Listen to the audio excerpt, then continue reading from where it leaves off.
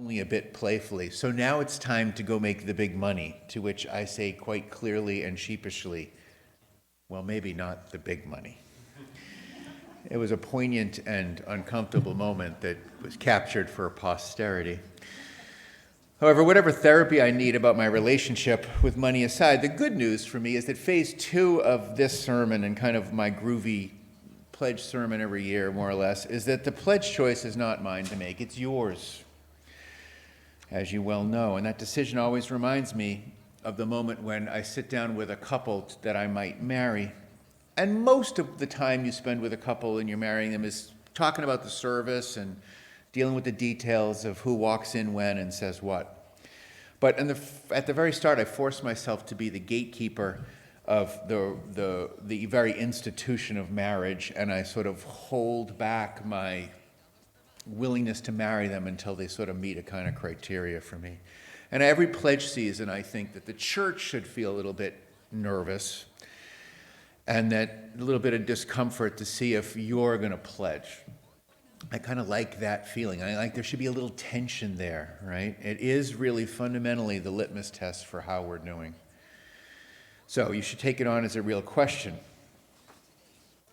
So here's the question. Is this a place where you can, or could, or should marry your souls and your values in terms of the world, in terms of how you want to influence the world, in terms of how it holds you? Asked a different way, maybe this question will help you.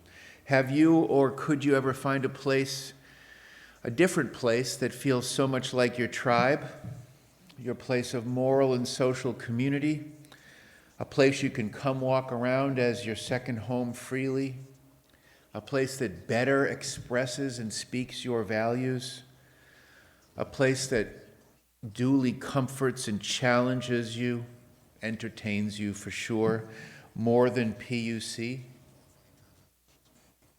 Is there a place in your life like that? Could there be?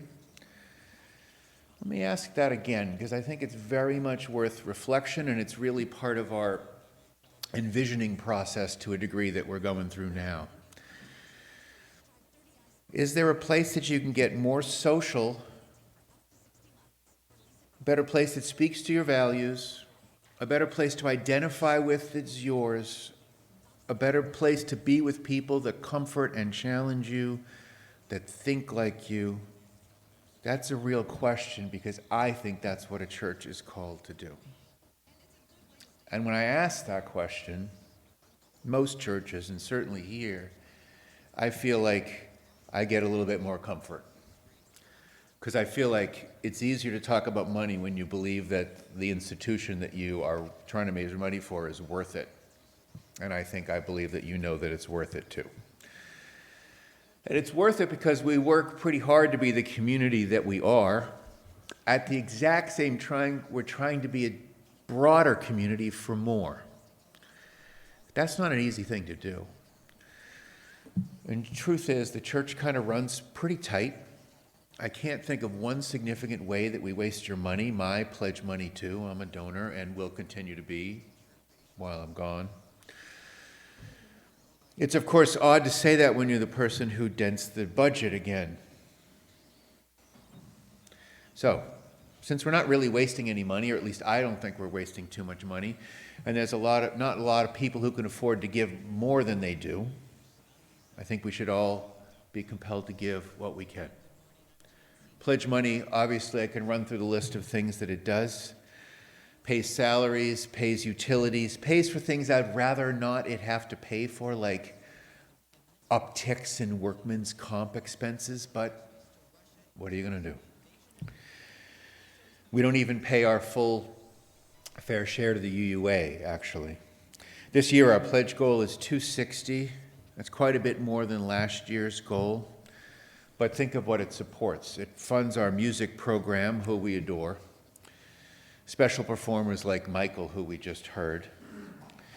Our newly hired multicultural outreach education director that's half funded by the Spirit Grant. We have to fund half of that with this year's pledge donations. Revitalizing youth and programming. It maintains the beauty of the campus, which is gorgeous, as you know, pays for necessary repairs, got us up to speed with technology when we needed to jump to life when the pandemic hit, got us Kelly, who does way more than she gets paid for.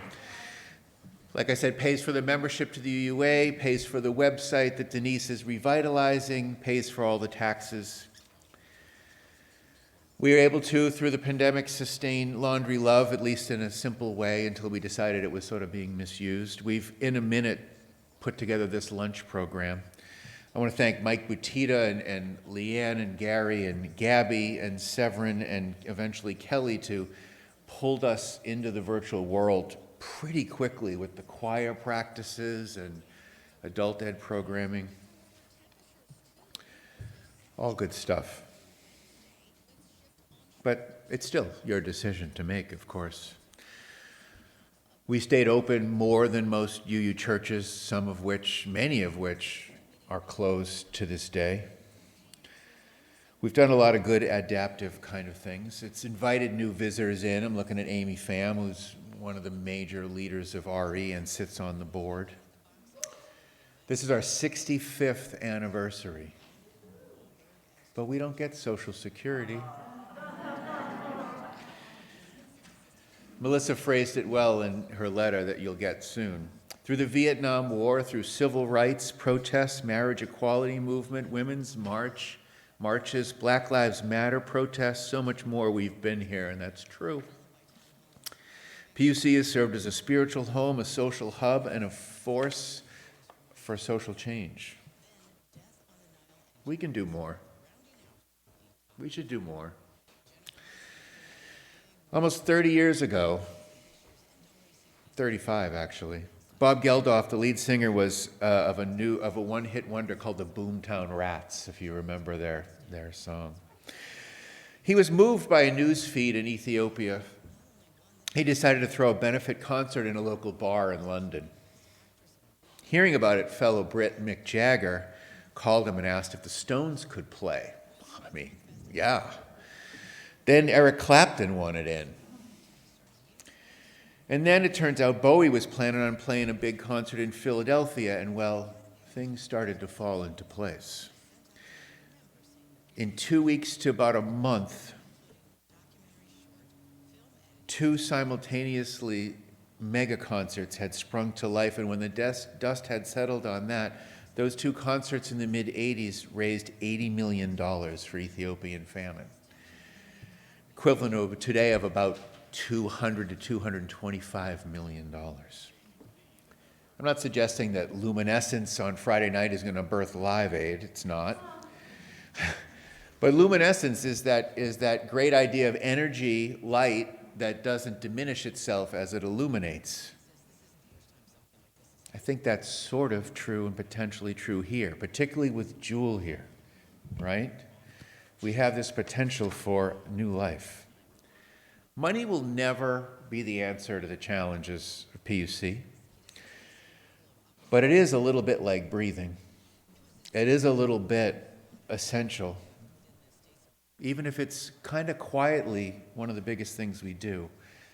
Pledge drives are ideally, I think, uneventful, but essential.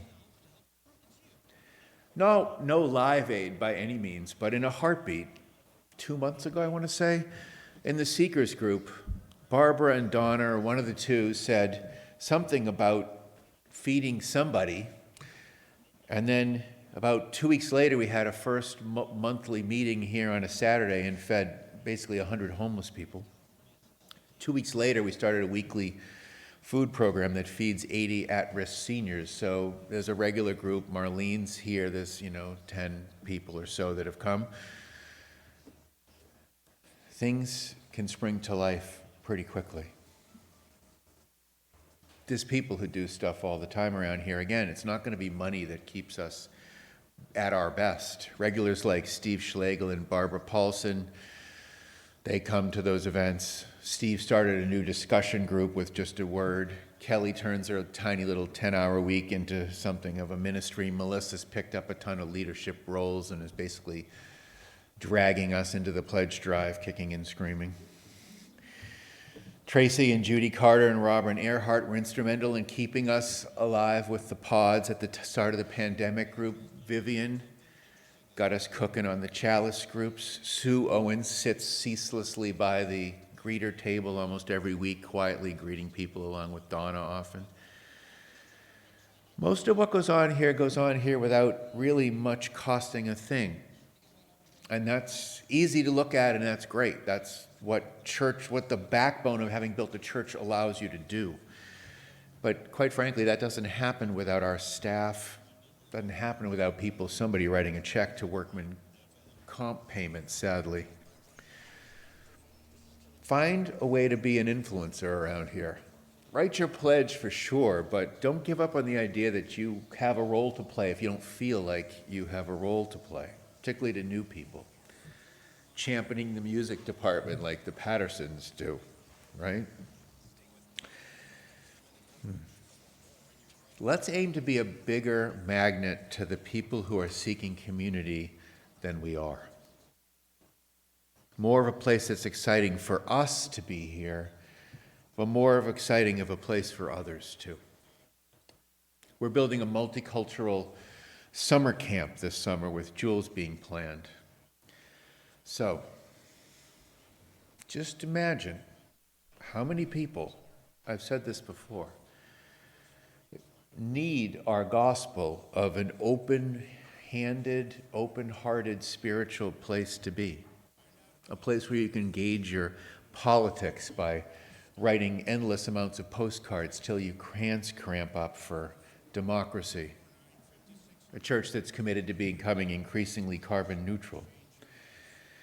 A church that's designed to glow in rainbow colors and ecologically green. A place that works hard to accept everybody for who they are. We're in the process of envisioning and re-envisioning our mission and our vision. And to some degree, that's an act with a sort of predetermined conclusion, at least a little bit. We know what we want to be. We want to be more of what we are and better at it, quite simply. I know I'm leaving, and that breaks my heart, but I think PUC, this is the challenge that I want to give the Visioning Committee. I think that the challenge over the next 10 years, which is a reasonable amount, should be to grow for every year we've been in existence by the end of those 10 years, and that would be 75 members more 10 years from now. Approachable, understandable goal. Or the commitment to reach out to make sure that everyone who would possibly be served by this place within 10 miles has heard that message, or at least given every chance to do that. Okay, a little bit of brass tacks. If you're looking for guidance as to what to give, and that's your business, here's one way to figure it out. Figure out the basic proportion you think you should give so you can keep the doors open and pay the rent.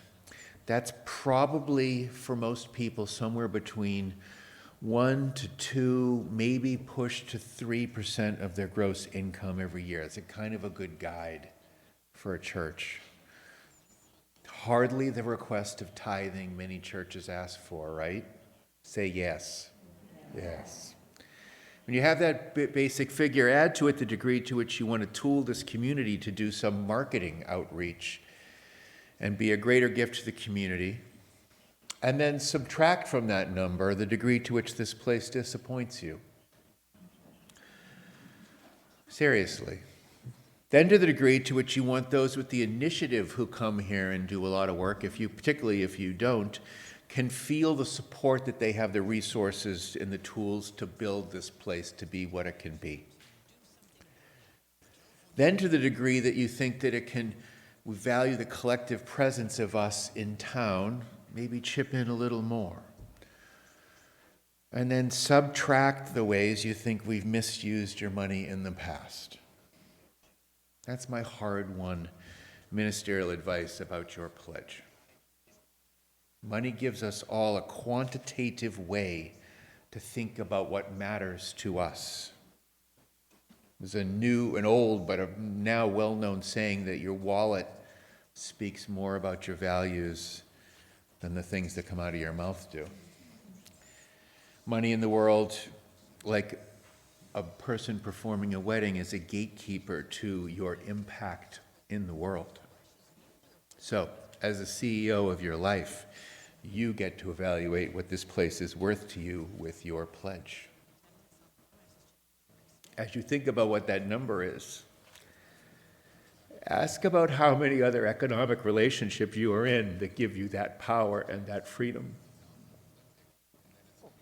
I love how antiquated and refreshing that is. Think about that. It is literally free to come here and participate at whatever degree you want to. But in the end, there are really only two reasons to support a Unitarian Universalist church, and they're oddly the same side of the same coin, or different sides of the same coin. One is to support it because it supports you. It provides you a tribe, comforts and challenges you like we spoke of, and pushes your values out into the world. The other is similar. So you can support it. So you have a vehicle that extends you out into the world to be supported by and support a place that stands against superstition and fear and for all the things that you stand for. Amen.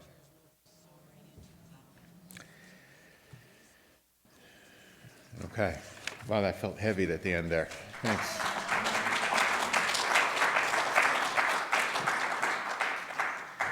All right, Kelly, show them some funny things. Here's one. Taking money from the offering plate because you don't believe you got your money's worth out of the church service. Wrong. Absolutely wrong.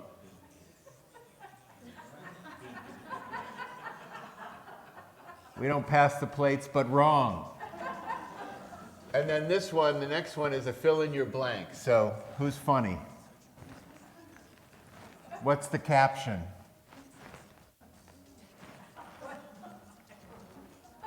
No, it's like the New Yorker. You got to write in, you know. Who's the highest bidder for heaven? There you go. Andy is the winner. Give generously for the life and work of our church. Take it away, Michael. Michael Saucier on the bass.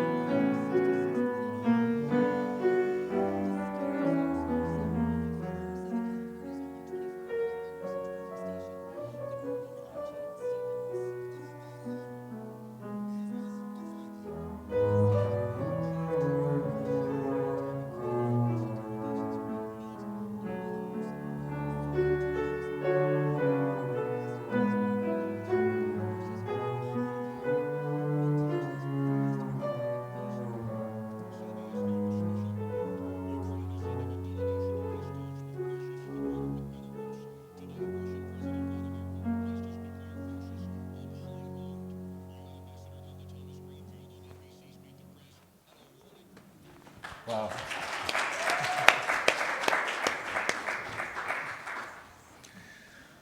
Please join me in our affirmation of gratitude, printed above my head. Let us be grateful when we are able to give, for many do not have that privilege. Let us also be grateful, those who share their gifts, for we are enriched by their giving. And let us also be grateful even for our needs, so that we may experience the generosity of others. Our closing hymn is 164, Blue Boat Home. We all love that one.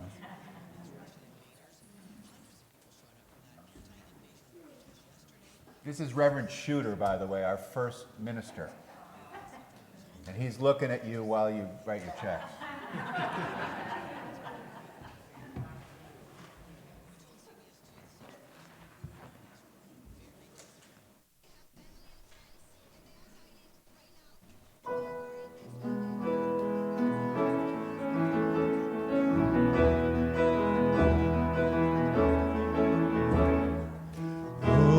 Below me I feel no motion, standing on the roads and plains, far away from the rolling ocean. Still my dry land heart can say, I've been sailing all my life now, never harbor or port have I known. The wide universe in the ocean I travel, and the earth is my blue boat home.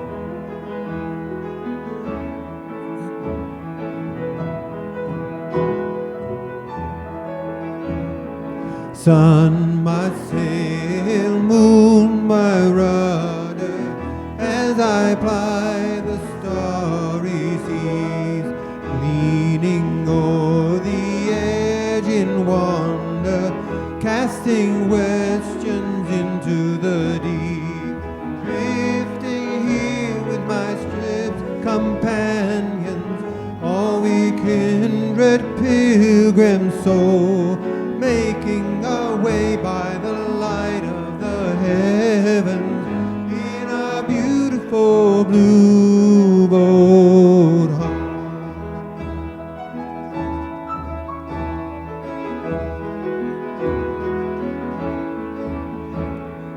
I give thanks for the waves upholding me, hail the great winds urging me on, breathing infinite sea before me, sing the sky my sailor song. I was born upon the fathoms, never harbor or port have I known.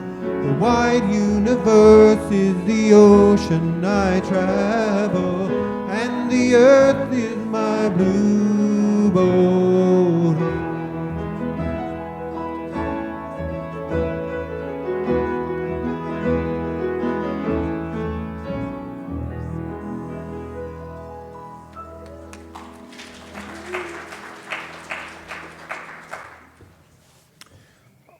Little note, on Wednesday, you're going to see in the e-blast information about an Afghan thing that the South Coast Interfaith Committee is putting on. So you might want to check that out. It's coming up. You'll see the news about that on the e-blast. And there's that. So this church is dedicated to the proposition that behind all our differences and beneath all our diversity, there is a unity that makes us one and binds us forever together. In spite of time and death and the space between all the stars, we pause in silent witness to that great unity.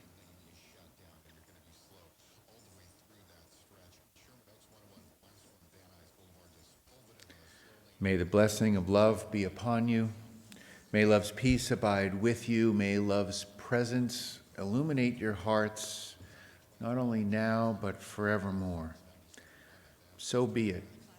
Amen. Shalom. Salam. Namaste, and blessed be.